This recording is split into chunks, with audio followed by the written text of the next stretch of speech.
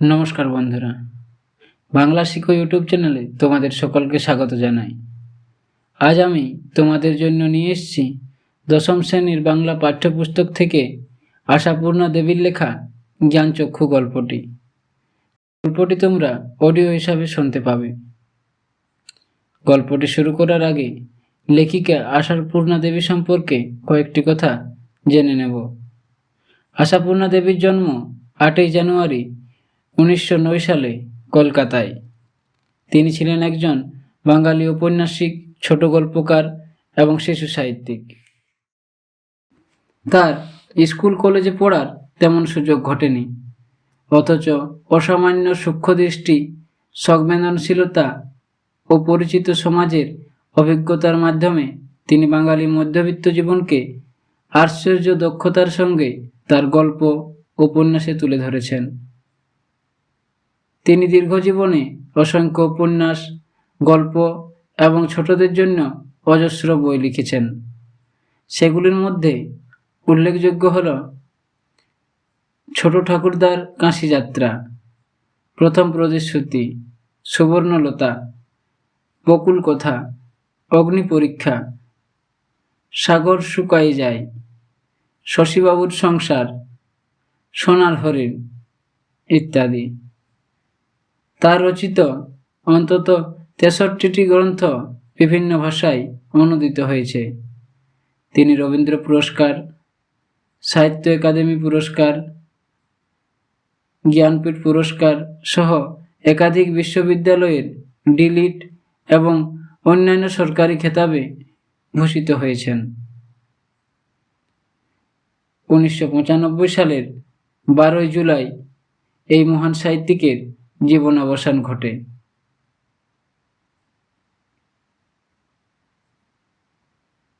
এরপর আসা যাক মূল গল্পে।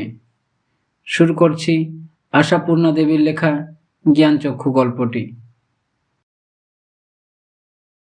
কথাটা শুনে তপনের চোখ মার্বেল হয়ে গেল। নতুন মেসোমশাই, মানে যার সঙ্গে এই কদিন আগে তপনের ছোট মাসির বিয়ে হয়ে গেল, দেদার ঘটাপটা করে সেই তিনি নাকি বই লেখেন। সেসব বই নাকি ছাপাও হয়। অনেক বই ছাপা হয়েছে মেসোর। তার মানে তপনের নতুন মেসোমশাই একজন লেখক, সত্যিকার লেখক। জলজ্যান্ত একজন লেখককে এত কাছ থেকে কখনো দেখেনি তপন। দেখা যায় তাই জানতো না। লেখকরা যে তপনের বাবা, ছোট মামা বা মেজ কাকুর মতো মানুষ, এ বিষয়ে সন্দেহ ছিল তপনের। কিন্তু নতুন মেসোকে দেখে জ্ঞানচক্ষু খুলে গেল তপনের। আশ্চর্য, কোথাও কিছু উল্টো পাল্টা নেই, অন্যরকম নেই, একেবারে নিছক মানুষ। সেই ওদের মতোই দাড়ি কামান, সিগারেট খান, খেতে বসেই আরে ব্যাস, এত কখনো খাওয়া যায় বলে অর্ধেক তুলিয়ে দেন। চানের সময় চান করেন এবং ঘুমোর সময় ঘুমন। তাছাড়া ঠিক ছোট মামাদের মতোই খবরের কাগজের সব কথা নিয়ে প্রবলভাবে গল্প করেন, তর্ক করেন, আর শেষ পর্যন্ত এ দেশের কিছু হবে না বলে সিনেমা দেখতে চলে যান, কি বেড়াতে বেরোন সেজেগুজে।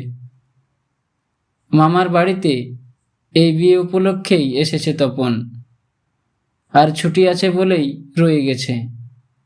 ওদিকে মেসোরও নাকি গরমের ছুটি চলছে, তাই মেসো শ্বশুর বাড়িতে এসে রয়েছেন কদিন। তাই অহরহই জলজ্যান্ত একজন লেখককে দেখবার সুযোগ হবেই তপনের। আর সেই সুযোগেই দেখতে পাচ্ছে তপন।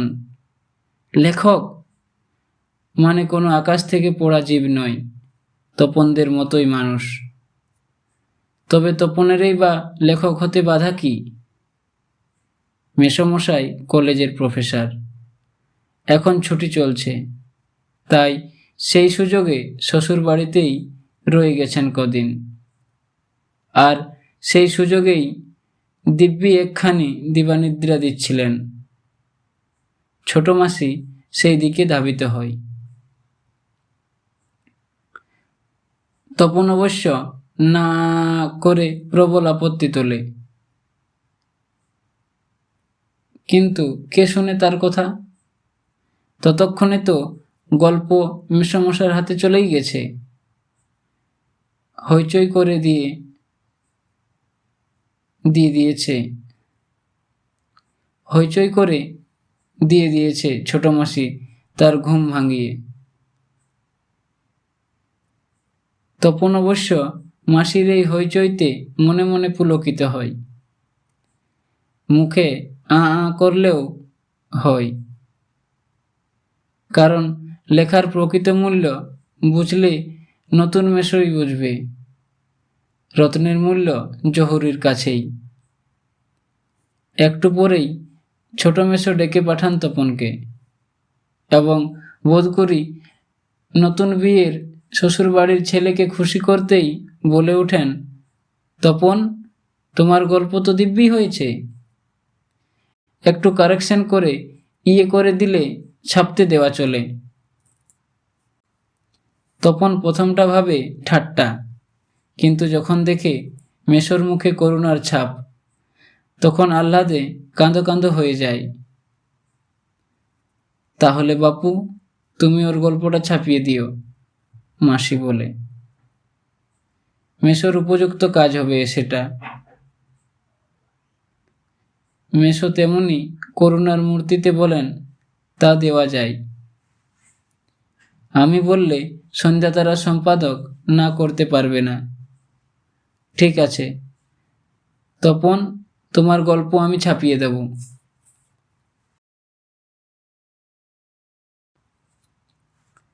বিকেলে চায়ের টেবিলে ওঠে কথাটা, আর সবাই তপনের গল্প শুনে হাসে, কিন্তু মেশে বলেন, না না, আমি বলছি তপনের হাত আছে, চোখও আছে, নচেত এই বয়সের ছেলেমেয়েরা গল্প লিখতে গেলেই তো হয় রাজারানীর গল্প লেখে, নয়তো খুন, জখম, অ্যাক্সিডেন্ট, অথবা না খেতে পেয়ে মরে যাওয়া, এসব মাল মশলা নিয়ে বসে। তপন যে সেদিকে যায়নি, শুধু ওর ভর্তি হওয়ার দিনের অভিজ্ঞতা আর অনুভূতির বিষয় নিয়ে লিখেছে। এটা খুব ভালো, ওর হবে। তপন বিহ্বল দৃষ্টিতে তাকায়। তারপর ছুটি ফুরোলে মেশো গল্পটি নিয়ে চলে গেলেন।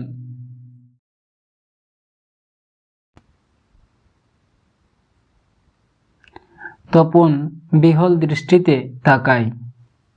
তারপর ছুটি ফুরোলে মেশো গল্পটি নিয়ে চলে গেলেন। তপন কৃতার্থ হয়ে বসে বসে দিন গোনে।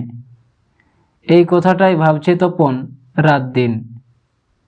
ছেলেবেলা থেকেই তো রাশি রাশি গল্প শুনেছে তপন, আর এখন বস্তা বস্তা পড়ছে। কাজেই গল্প জিনিসটা যে কি সেটা জানতে তো বাকি নেই।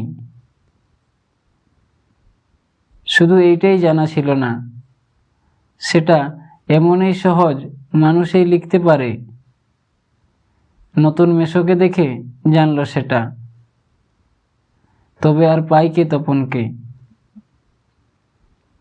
দুপুরবেলা সবাই যখন নিথর নিথর, তখন তপন আস্তে একটি খাতা, হোম টাস্কের খাতা আর কি, বিয়ে বাড়িতেও যেটি মা না আনিয়ে ছাড়েননি, আর কলমটি নিয়ে 3 তলার সিঁড়িতে উঠে গেল। আর তোমরা বিশ্বাস করবে কিনা জানি না, এক আসনে বসে লিখেও ফেলল আস্ত একটা গল্প। লেখার পর যখন পড়ল, গায়ে কাটা দিয়ে উঠল তপনের, মাথার চুল খাড়া হয়ে উঠল। এ কি ব্যাপার? এ যে সত্যি এই হুবহু গল্পের মতোই লাগছে। তার মানে সত্যি একটা গল্প লিখে ফেলেছে তপন। তার মানে তপনকে এখন লেখক বলা চলে। হঠাৎ ভয়ানক একটা উত্তেজনা অনুভব করে তপন, আর দুধ দাঁড়িয়ে নিচে নেমে এসে ছোট মাসিকেই বলে বসে, ছোট মাসি, একটা গল্প লিখেছি। ছোট মাসি ওর চিরকালের বন্ধু। বয়সে বছর 8 বড় হলেও সমবয়সী। কাজেই মামা বাড়ি এলে সব কিছুই ছোট মাসির কাছে। তাই এই ভয়ানক আনন্দের খবরটা ছোট মাসিকে সর্বাগ্রে দিয়ে বসে। তবে বিয়ে হয়ে ছোট মাসি যেন একটু মুরব্বি হয়ে গেছে।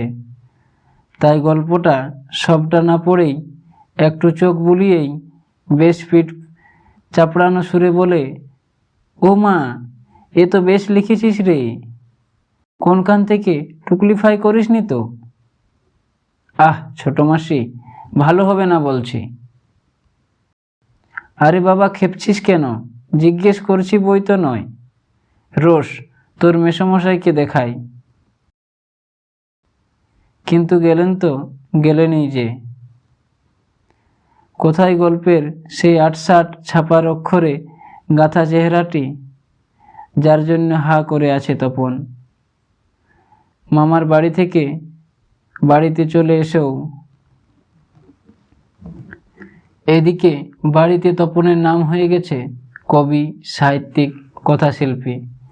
আর উঠতে বসতে ঠাট্টা করছে, তোর হবে, হ্যাঁ বাবা, তোর হবে।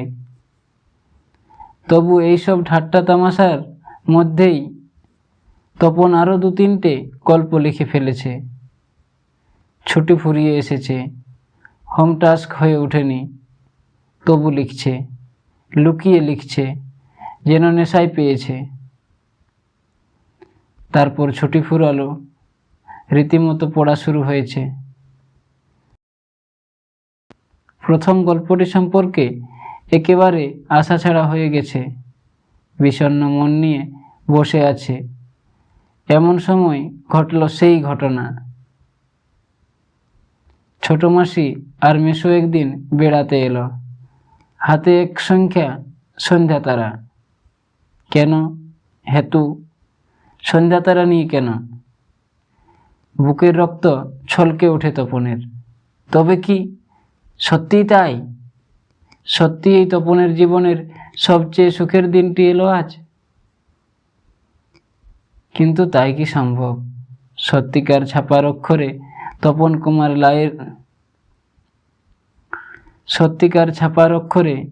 কুমার রায়ের লেখা গল্প হাজার হাজার ছেলের হাতে হাতে ঘুরবে? পৃথিবীতে এমন অলৌকিক ঘটনাও ঘটে? তা ঘটেছে, সত্যিই ঘটেছে। সূচিপত্রেও নাম রয়েছে। প্রথম দিন গল্প, শ্রী তপন কুমার রায়। সারা বাড়িতে শোরগোল পড়ে যায়। তপনের লেখা গল্প পত্রিকায় ছাপা হয়েছে, ওর লেখক মেসো ছাপিয়ে দিয়েছে। পত্রিকাটি সকলের হাতে হাতে ঘুরে।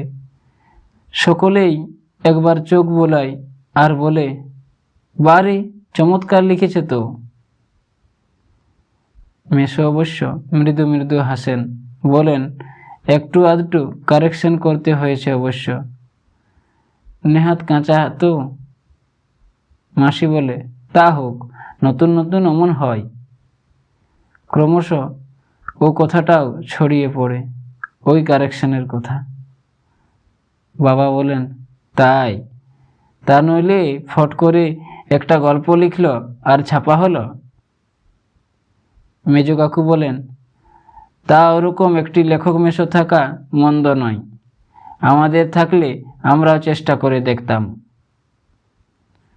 ছোট মাসি আত্মপ্রসাদের প্রসন্নতা নিয়ে বসে বসে ডিম ভাজা আর চা খায়। মেসো শুধু কফি। আজ আর অন্য কথা নেই, শুধু তপনের গল্পের কথা আর তপনের নতুন মেসোর মহত্বের কথা। উনি নিজে গিয়ে না দিলে কি আর সন্ধ্যা তারার সম্পাদক তপনের গল্প করে আঙুল দিয়েছ তো? তপন যেন কোথায় হারিয়ে যায় এইসব কথার মধ্যে। গল্প ছাপা হলে যে ভয়ঙ্কর আহ্লাদটা হবার কথা, সে আহ্লাদ খুঁজে পায় না। অনেকক্ষণ পরে মা বলেন, কই, তুই নিজের মুখে একবার পড় তো তপন, শুনি। বাবা, তোর পেটে পেটে এতক্ষণে বইটা নিজের হাতে পায় তপন। মা বলেন, কই পড়, লজ্জা কি, পড়, সবাই শুনি। তপন লজ্জা ভেঙে পড়তে যায়। কেসে গলা পরিষ্কার করে। কিন্তু এ কি, এসব কি পড়ছে তপন? এ কার লেখা? এর প্রত্যেকটি লাইন তো নতুন, আনকোরা, তপনের অপরিচিত। এর মধ্যে তপন কোথা? তার মানে মেসো তপনের গল্পটিকে আগাগোড়াই কারেকশন করেছেন, অর্থাৎ নতুন করে লিখেছেন নিজের পাকা হাতে কলমে। তপন আর পড়তে পারে না, বোবার মতো বসে থাকে। তারপর ধমক খায়, কি রে, তোর যে দেখি পায়া ভারী হয়ে গেল, সবাই শুনতে চাইছে তবু পড়ছিস না, নাকি অতি আহ্লাদে বাক্য হরে গেল? তপন গড়গড়িয়ে পড়ে যায়। তপনের মাথায় ঢোকে না সে কি পড়ছে, তবু ধন্যি ধন্যি পড়ে যায়। আরেকবার রব ওঠে, তপনের লেখক মেসো তপনের গল্পটি ছাপিয়ে দিয়েছে। তপন বইটা ফেলে রেখে চলে যায়। তপন ছাদে উঠে গিয়ে শার্টের তলাটা তুলে চোখ মুছে। তপনের মনে হয় আজ যেন তার জীবনের সবচেয়ে দুঃখের দিন। কেন তা জানে না তপন। শুধু এই দুঃখের মুহূর্তে গভীরভাবে সংকল্প করে তপন, যদি কখনো লেখা ছাপতে দেয় তো তপন নিজে গিয়ে দেবে, নিজের কাঁচা লেখা, ছাপা হয় হোক, না হয় না হোক। তপনকে যেন আর কখনো শুনতে না হয়, অমুক তপনের লেখা ছাপিয়ে দিয়েছে। আর তপনকে যেন নিজের গল্প পড়তে বসে অন্যের লেখা লাইন পড়তে না হয়। তার চেয়ে দুঃখের কিছু নেই, তার থেকে অপমানের।